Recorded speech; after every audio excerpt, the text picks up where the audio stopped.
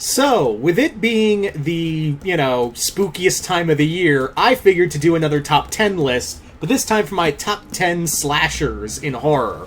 Now, you're probably wondering, well, I thought you said a while back that you were going to do, like, a top 10 list, but do it, like, one video per character because you didn't want to, like, rush through it all. Well, yeah, but, like, I thought about it, of doing 10 videos for each character, but then I thought, I don't know if I have a lot to say about that would be, like, warranting a whole video for every slasher on here. So I decided, you know what, it's better just to do just one big video for the slashers instead of the comic book characters. Because at least with the comic book characters, I have I can go on about them. With the horror characters, it's like, a few things, then move on. So, as always with this top 10 with these top 10 lists, I'm going to go from 10 to 1, obviously. And I am also, this is just my personal list. If you think a character should be higher or lower on the list, that's totally fine. I'm always excited to hear yours are, who you have on your top 10 list for favorite slashers. So,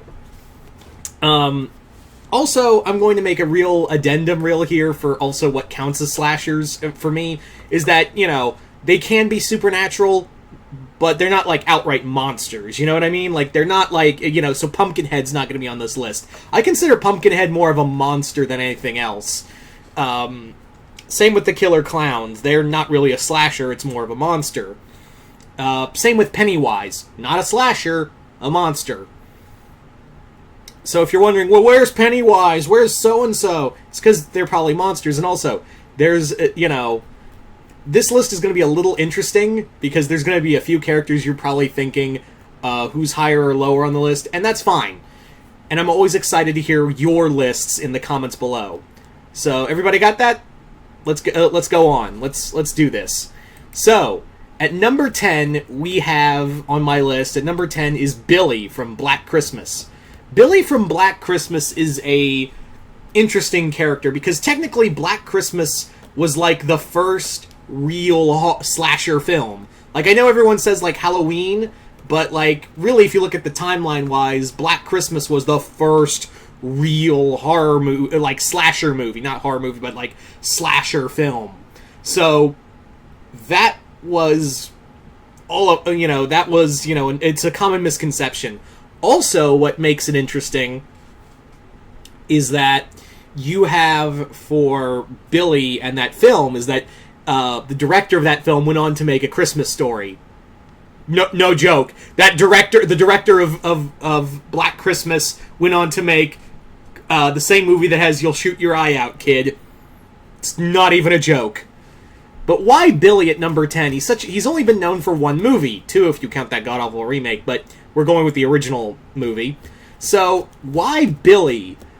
Billy is, again, the progenitor for a lot of slashers, although there is someone else, and he's on this list, and we'll get to him. But he was more or less like the progenitor for a lot of slashers, and he came in an era where, home invasion and whatnot was kind of was at a new level. And Black Christmas itself is a film that is essentially set in one of the supposed to be the safest time of the year and the happiest. And Billy is also a character of great anonymity. He is a character you don't know about. You think he's going after a person named Agnes. You don't know his true identity. And that's what makes it scary about Billy, is that Billy is just this person. You don't know what he is. You don't know what he's capable of. You don't even know what he wants. That's the other major thing, is that you don't really know what he wants and what he's really after. All he wants to do is just brutally kill these girls in their dorm room. If you haven't seen Black Christmas yet, not the remake, the original 70s film, I highly recommend it. So there you go, Billy. Sorry, that is the girlfriend texting me.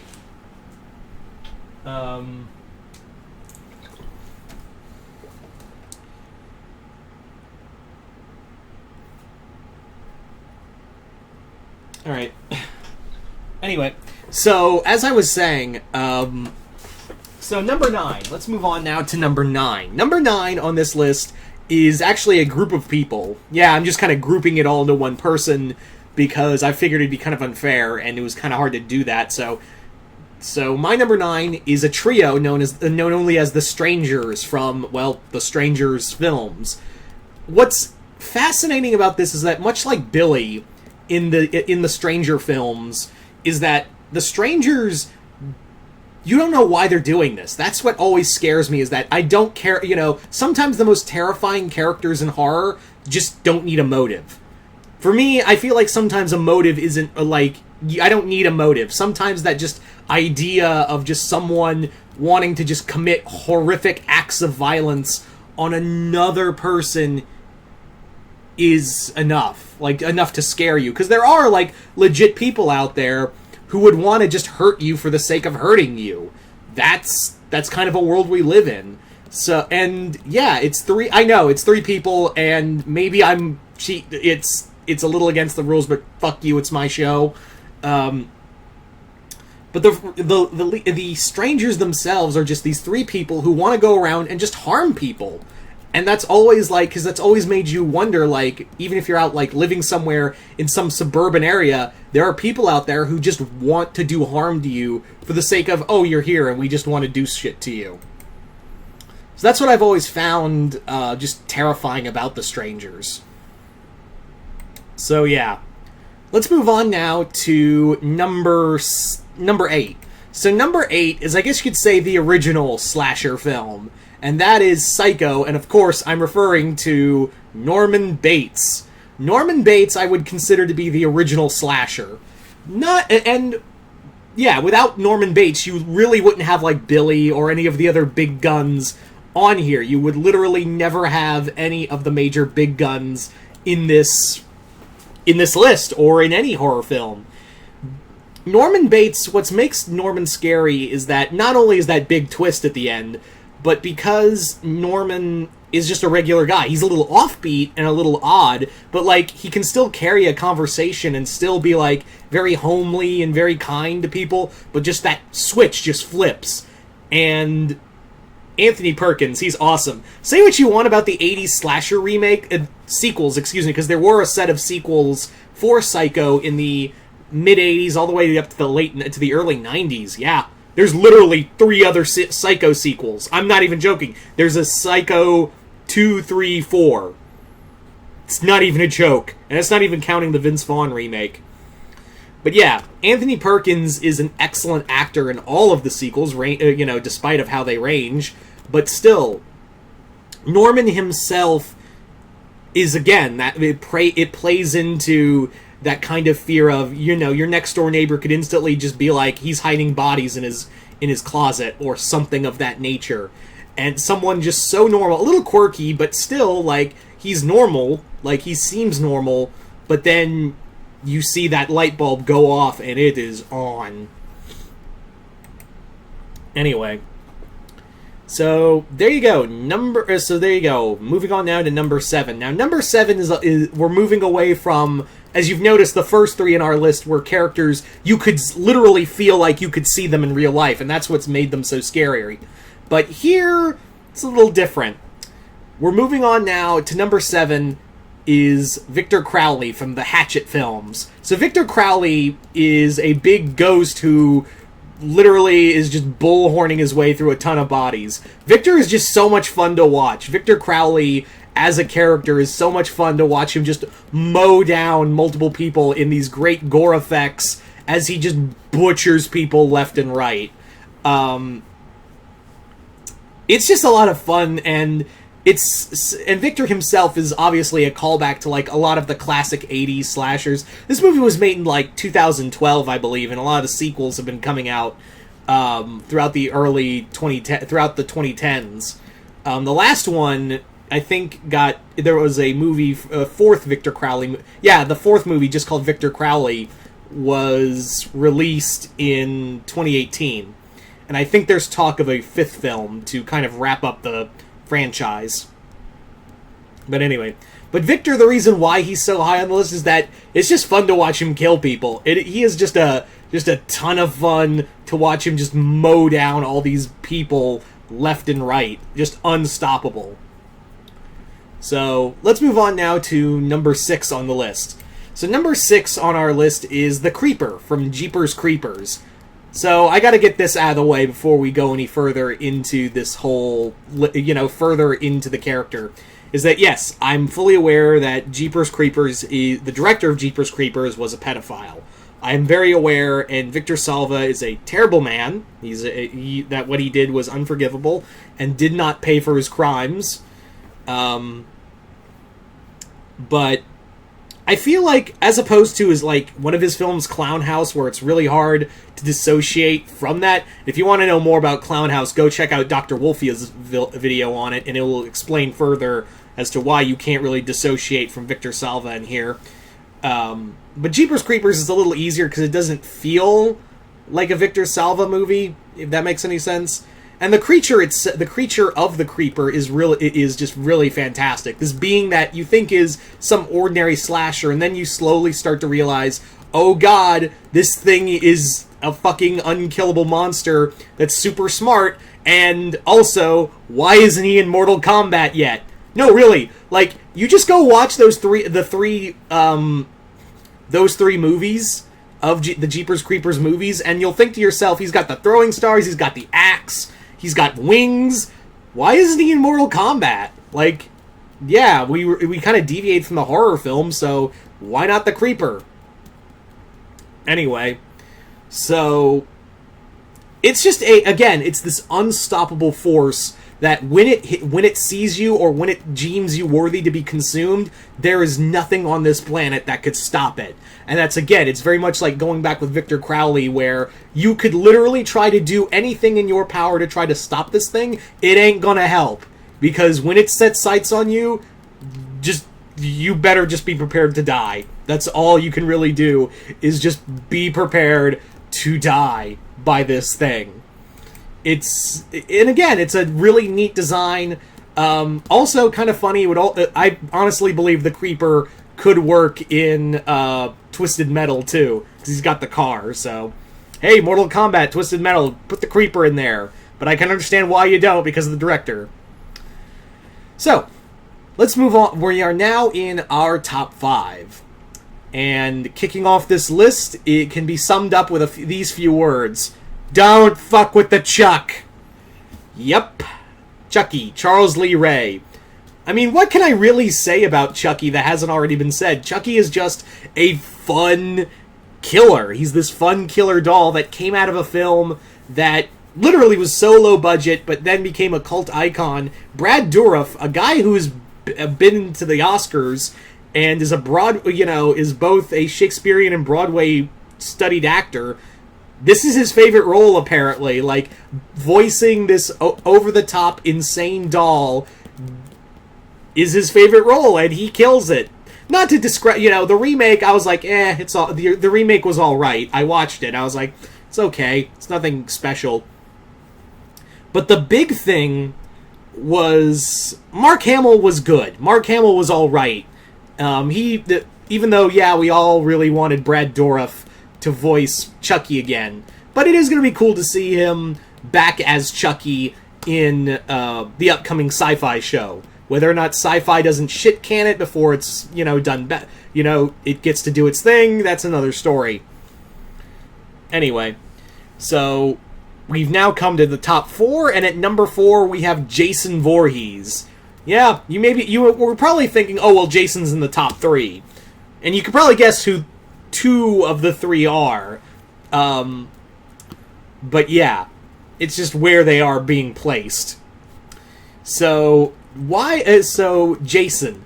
There's really not a lot about Jason Voorhees, I have to say, that has been already said already. Just completely brutal, immortal, just a killer who just... Why don't horny teenagers get out of his yard? That's all he wants, is just to be left alone and not be dealing with people not trying to practice abstinence. That's literally... And again, the Friday the 13th franchise is not known to be like a groundbreaking series, but, thank God it's at least consistent. I think we can all agree it delivers what it promises. But yeah, there's really nothing I can really say other than it's just fun to watch Jason. It's fun to watch Jason kill people. That's all you can really say. So, Moving on now to our number 3 spot. And number 3 is the Candyman. Candyman is a great character. For a franchise that only got 3 films, and, well, technically now we're going to be getting a 4th film soon, but Candyman is this just force that you just cannot escape. You know, the only way you can really stop him is not say his name 5 times in the mirror and not be a dumb bitch about it. Candyman, again, Tony Todd kills it in that role of this just suave and, dark and almost seductive character who literally has come from one of the most tragic backstories for any horror character. He's very reminiscent of, like, the classic Universal monster movies where he's both the villain and the victim. And it's great. He's a great supernatural threat. He comes in, you don't know if it's real or not. It's a very dream state character.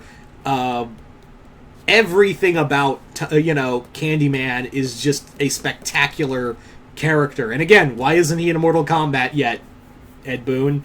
Come on. Alright, so, moving on. So, let's go to number 2. And number 2 is Michael Myers. Again, you can probably guess who my number 1 is already, but let's wait for a moment.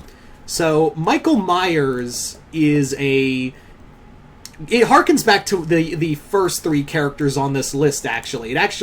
Michael harkens back to the first 3 characters on this list, because Michael embodies there's just evil in some people. There's just, like, no reason for it. There's no, like, need for an explanation for, like, a